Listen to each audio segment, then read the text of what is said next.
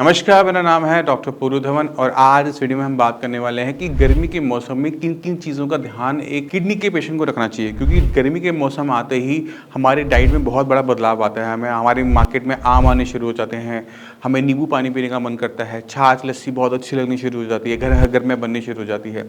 मगर ये सारी की सारी चीज़ें कहीं ना कहीं किडनी पेशेंट को मना की जाती हैं और किडनी पेशेंट को पता होना चाहिए कि हम क्यों मना करें, किस रीज़न से मना करें। जिस दिन आपको ये रीज़न पता लग जाएगा तो शायद आप का यूज बंद कर दो। तो शुरुआत करते हैं सबसे पहले कि ये सारी चीजें एक किडनी पेशेंट को क्यों मना होती है, बॉडी में ऐसा क्या हो रहा होता है। तो एक किडनी फेलियर की पेशेंट की बॉडी में किडनी कम काम कर रही होती है और किडनी की कम काम करने की वजह से बॉडी में जो टॉक्सिक मटेरियल बन रहा है, क्रिएटिनिन बन रहा है, यूरिया जो बन रहा है वो बाहर नहीं जा पा रहा। तो आपने कभी नोटिस नहीं किया होगा कि हम सबका जो यूरिन होता है वो नेचुरल तरीके से एसिडिक होता है, उसमें थोड़ा सा एसिड निकल रहा होता है। मगर जब हमारी किडनी फेल होनी शुरू होती है तो ये एसिड बॉडी से बाहर नहीं जा पा रहा होता। जैसे क्रिएटिनिन इकट्ठा हो रहा है, यूरिया इकट्ठा हो रहा है और वैसे ही हमारी बॉडी में एसिड इकट्ठा हो रहा होता है।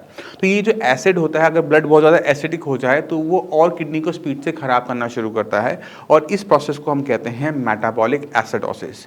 तो कभी आपने ध्यान, अगर आपके लेवल ज़्यादा है तो आपने ध्यान दिया होगा कि क्रिएटिनिन के लेवल 1 से लेकर 4 तक आने में कई सालों ले लेता है। आज आपका लेवल 1.8 है, 1.9 है, किडनी खराब होनी शुरू है, बट यहाँ से लेकर 4 तक पहुँचने में उसे कई साल लगेंगे। वो 10 साल हो सकते हैं, वो 5 साल हो सकते हैं, वो कोई भी फिगर हो सकती है। मगर जैसे ही वो 4 को क्रॉस करना शुरू करता है तो 4 to 5 स्पीड बढ़ जाती है, 5 to 6 स्पीड और बढ़ जाती है और 6 to 7 स्पीड और बढ़ जाती है। ये इसलिए हो रहा था क्योंकि बॉडी में कहीं ना कहीं एसिड की एक्यूमुलेशन ज़्यादा हो रही होती है और एसिड जो होता है वो नेफ्रॉन्स को और स्पीड से नुकसान पहुँचाना शुरू करता है। तो इस चीज़ को कंट्रोल करने के लिए एक बेसिक मेडिसिन दी जा रही होती है जिसका नाम है बेकिंग सोडा। अगर आपने मेरी बाकी वीडियोस देखी है तो आपको पता होगा कि बेकिंग सोडा के ऊपर मैं बहुत बोलता हूँ। ये जो बेकिंग सोडा होता है, ये जब हमारी बॉडी में जाता है तो ये हमारे ब्लड के अंदर जो एसिड है उसे न्यूट्रलाइज कर देता है। बेस और एसिड आपस में रिएक्ट करते हैं और सॉल्ट का कंपोजिशन तैयार हो जाती है, जिससे हमारी बॉडी में जो एसिड का इम्पैक्ट है वो कम होना शुरू हो जाता है। अगर आपकी बॉडी में एसिड इकट्ठा हो रहा है और आप खाने में ले रहे हो आम, तो आम के अंदर क्या है, एस्कॉर्बिक एसिड और क्या है, सिट्रिक एसिड और क्या है, टार्टेरिक एसिड। ये जितने एसिड हैं ये भी बॉडी में जाएंगे।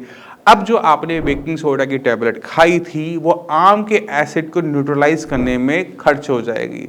आपकी बॉडी में जो मेडिसिन है वो आपकी बॉडी के अंदर ढंग से काम नहीं कर पाएगी, जो हमने दी थी ब्लड के एसिड को न्यूट्रलाइज करने के लिए, बट वो क्या कर रहा है, वो पेट के एसिड को न्यूट्रलाइज कर रहा है। तो दिक्कत क्या होती है कि हमारे बॉडी के अंदर, ब्लड के अंदर जो बाइकार्बोनेट की जो आइंस है उनकी मात्रा कम होनी शुरू हो जाती है, ब्लड एसिडिक होना शुरू हो जाता है। इसी वजह से जितनी भी खट्टी चीज़ें हैं, सिट्रिक चीज़ें हैं, वो किडनी पेशेंट्स को मना की जाती है। चाहे वो आपका मैंगो हो किसी भी फॉर्म में, चाहे आप उसका मैंगो शेक बना के लें, बट वो मना है। इसी तरह से आप लेमन का यूज़ करते हैं, लेमन के अंदर भी सेम चीज़ें मिलती हैं, हमें एस्कॉर्बिक एसिड, सिट्रिक एसिड मिलता है, इसी वजह से वो भी मना है। इसी तरह से और जो चीज़ें मना है, जैसे हमारा लस्सी और छाछ, लस्सी और छाछ के अंदर क्या होता है, लैक्टिक एसिड होता है। इसी की तरह जो विनेगर जो आइटम है वो क्या है, एसिटिक एसिड है। तो जितनी भी एसिडिक चीज़ें हैं, कम या ज़्यादा फ़र्क नहीं पड़ता, थोड़ा सा कोई फ़र्क नहीं पड़ता, हम सब का सब पूरी तरह से बंद करते हैं। क्योंकि जब मौसम गर्म होगा तो आपको यही सारी चीज़ें अच्छी लगनी शुरू होती हैं और ये ही हमें बंद करनी पड़ती है। इसके साथ हमें एक चीज़ का और ध्यान रखना पड़ता है, वो है चाय। चाय किसी भी फॉर्म में हो, चाहे वो आप आइस टी लें या आप गर्म चाय लें, हमें दिक्कत कभी भी दूध और पानी से नहीं है, हमें दिक्कत हमेशा चाय पत्ती से होती है। जो भी लोग चाय का प्रयोग ज़्यादा करते हैं उनकी बॉडी में हमें एक चीज़ देखने को मिलती है कि उनकी बॉडी में किसी भी मेडिसिन की एसिमिलेशन कम हो जाती है। आप जो भी एलोपैथिक मेडिसिन खा रहे हैं, जो भी आप आयुर्वेदिक मेडिसिन खा रहे हैं, उसकी एसिमिलेशन पर फर्क पड़ता है और चाय पत्ती की यूज़ से एसिड फॉर्मेशन स्टमक के अंदर बढ़ जाती है। तो जो भी हम मेडिसिन देते हैं वो सारी की सारी फेल होती हुई नजर आती है। इसी वजह से जितनी भी किडनी के पेशेंट हैं और खासकर साइंस से जिनकी किडनी के पेशेंट हैं, उनको मैं वार्निंग देना चाहता हूँ कि इस मौसम में आम का प्रयोग बिल्कुल नहीं करेंगे। चाय का प्रयोग मैं आपको लिख के देता हूँ कि आप नहीं करेंगे और कोई भी खट्टे फल का प्रयोग नहीं करेंगे। अब सवाल ये उठता है कि अगर हमें ये सब नहीं खाने तो हम क्या कर सकते हैं, तो उसका सोल्यूशन भी मैं आपको इसी वीडियो में देने वाला हूँ। तो हम सबसे पहले चलते हैं फ्रूट्स के ऊपर कि कौन से फ्रूट्स हम खा सकते हैं। क्योंकि सबसे ज़्यादा हम क्या खाते हैं, खट्टे फल खाना शुरू कर देते हैं। लीची आएगी, लीची खाएंगे, तो हमें किन चीज़ों का ध्यान रखना है वो हम अब बात करते हैं। तो पहली चीज़ कि फ्रूट की सिलेक्शन में एक चीज़ का ध्यान रखो, आपने फ्रूट वही चूज़ करना है जो कच्चे में कसेला था, पकने पे मीठा हो गया, जैसे चीकू, पपीता, अमरूद और एक हद तक एप्पल। ये फ्रूट्स आप इनटेक कर सकते हैं, किसी भी मात्रा में आपकी किडनी को कोई नुकसान नहीं होगा। बट वहीं पर अगर आप लीची का प्रयोग करते हैं, मैंगो का प्रयोग करते हैं, तो वहाँ पर आपकी बॉडी में एसिड की मात्रा बढ़नी शुरू हो जाएगी। चाहे वो संतरा हो, मौसमी हो, कीवी हो, इनका भी आपने पूरी तरह से बंद रखना होता है। बाकी जो फल जैसे मैंने बताया, जो कच्चे में कसेले होते हैं, पकने में मीठे होते हैं, वो खा सकते हो। जैसे नाशपाती है, पियर है, बहुत सारे फ्रूट्स हैं जिनका हम यूज़ कर सकते हैं, तो इनका यूज़ आप कर सकते हैं। अगर आप डायबिटिक हैं तो आप फ्रूट से दूरी बना के रखेंगे। आप इसकी जगह लेंगे सैलेड्स। आप गाजर ले सकते हैं, क्योंकि एक गाजर में और एक सेब में ताकत बराबर होती है, फ़र्क होता है मिठास का। शुगर लेवल अगर आपका जंप करेगा तो आपकी किडनी की दिक्कत भी ऑटोमेटिक तरीके से बढ़ेगी, कम नहीं होगी। क्योंकि डायबिटिक पेशेंट में क्या हुआ था, डायबिटीज़ की वजह से किडनी खराब हुई थी। अगर डायबिटीज़ ना होती तो किडनी भी खराब ना होती। तो हमने किसी भी तरह से कोई भी डाइट ऐसी नहीं लेनी होती जिससे हमारी शुगर लेवल्स भी बहुत ज़्यादा जंप करना स्टार्ट कर दे। लेवल ठीक है, इनटेक कर लो, बट हाँ ध्यान रखते हुए। अब जो किडनी के पेशेंट सोच रहे हैं कि डॉक्टर साहब क्या बताएंगे कि जिसको हम इनटेक कर सकते हैं, तो आप जो है वो कम मात्रा में रूह अफ़ज़ा जो आता है मार्केट में, जो गुलाबों के पत्ते से बना हुआ होता है, उसका यूज़ कर सकते हैं। तो जो रोज़ पेटल का जो सिरप होता है उसका यूज़ आप पानी के साथ कर सकते हैं, मगर आपने ध्यान के रखना है कि आपकी बॉडी में स्वेलिंग ना हो। अगर आपकी बॉडी में पहले से स्वेलिंग है, पैरों में पानी भर रहा है, तो आप जब लिक्विड की मात्रा बढ़ाएंगे तो दिक्कत होगी। तो छोटी मात्रा के अंदर लिया जा सकता है, उसकी यूसेज कम से कम रखें, तो वो हमारे लिए बेनिफिशियल होता है। अब जैसे मैंने आपसे प्रॉमिस किया था कि इस वीडियो में आपको बताऊंगा कि आप गर्मी में क्या क्या पी सकते हैं, तो सबसे ऊपर आता है, उसमें आता है मिल्क। मिल्क का प्रयोग आप कर सकते हैं। मिल्क के अंदर अगर आप थोड़ी मात्रा के अंदर चीनी डाल लेते हैं, मीठा कर लेते हैं, या फिर इसमें थोड़ा सा एक आधा चम्मच, एक चम्मच रूह अफ़ज़ा का डाल लेते हैं, तो वो फ्लेवरफुल हो जाता है, लेना आसान हो जाता है। तो गर्मी के अंदर आप इसकी मात्रा को बढ़ा सकते हैं। पर ध्यान क्या रखना है कि आपकी बॉडी में स्वेलिंग नहीं होनी चाहिए, पैर में पीडल एडिमा नहीं होना चाहिए। अगर आपकी बॉडी में स्वेलिंग आ रही है, पानी की मात्रा को आप बढ़ाएंगे, क्योंकि गर्मी के अंदर क्या होता है, पानी बहुत अच्छा लगता है, तो ये हमें बढ़ती हुई स्वेलिंग के रूप में देखने को मिलेगा। तो हम इस तरह से अपनी बॉडी के अंदर सही अमाउंट में हाइड्रेशन भी ले जा सकते हैं, पानी भी ले जा सकते हैं, और हमें किसी टाइप की दिक्कत देखने को नहीं मिलेगी। ध्यान रखते हुए कि पैरों पे सूजन ना हो।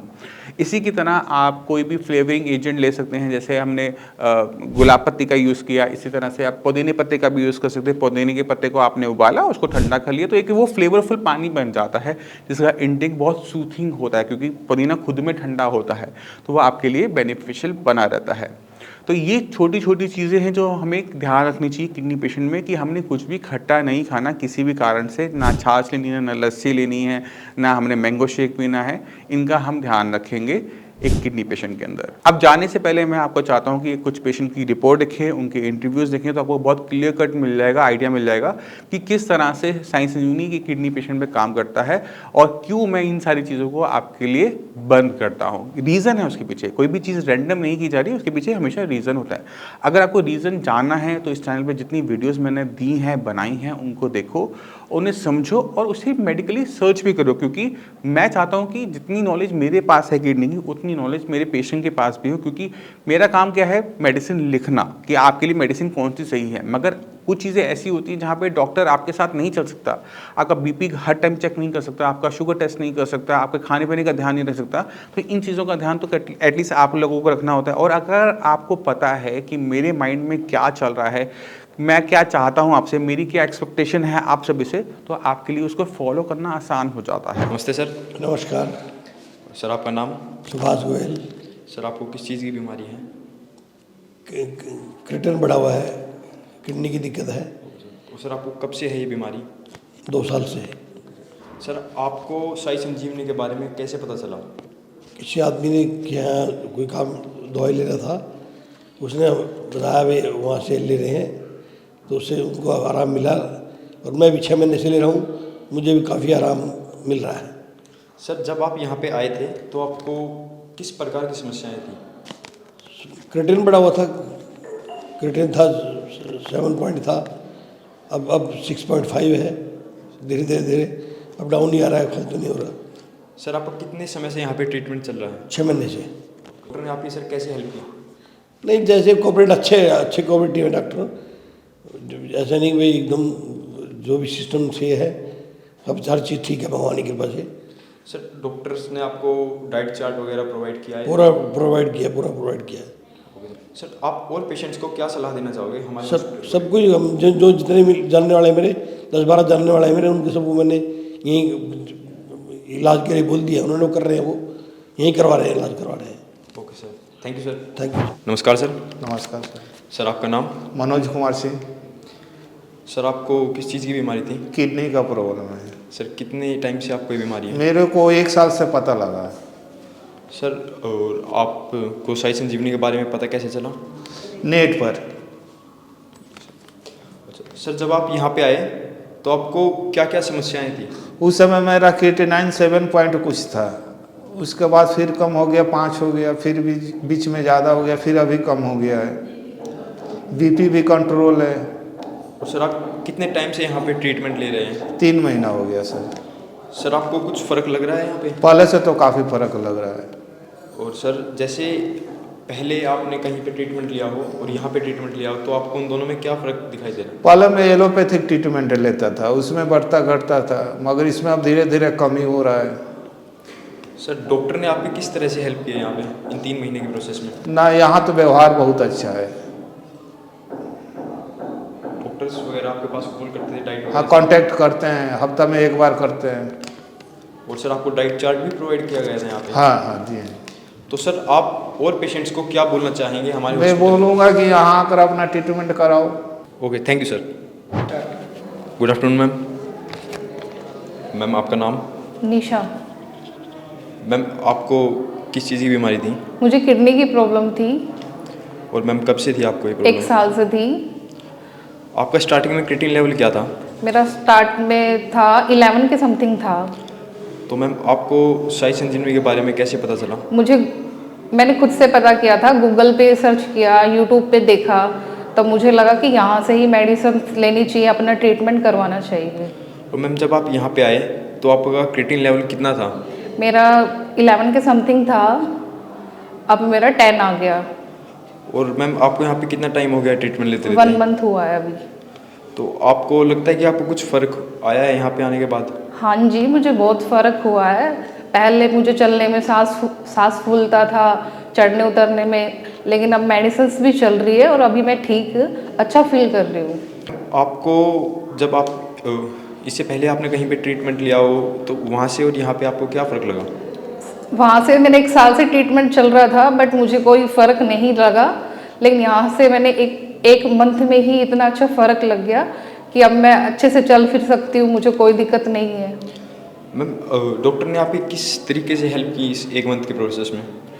सर ने मुझे मेडिसिन दी, डाइट चार्ट दिया और हमेशा 24 घंटे में गाइड करते रहे कि आप ऐसे कीजिए, ऐसे करना है, ये नहीं करना है। सर ने अच्छे से गाइड किया मुझे। तो मैम आप और पेशेंट्स को क्या कहना चाहोगे? मैं सभी पेशेंट्स को ये कहना चाहूँगी कि एक बार आए और आप भी मेडिसिन लेके देखिए और अपना ट्रीटमेंट ज़रूर करवाएं। Okay, thank you ma'am.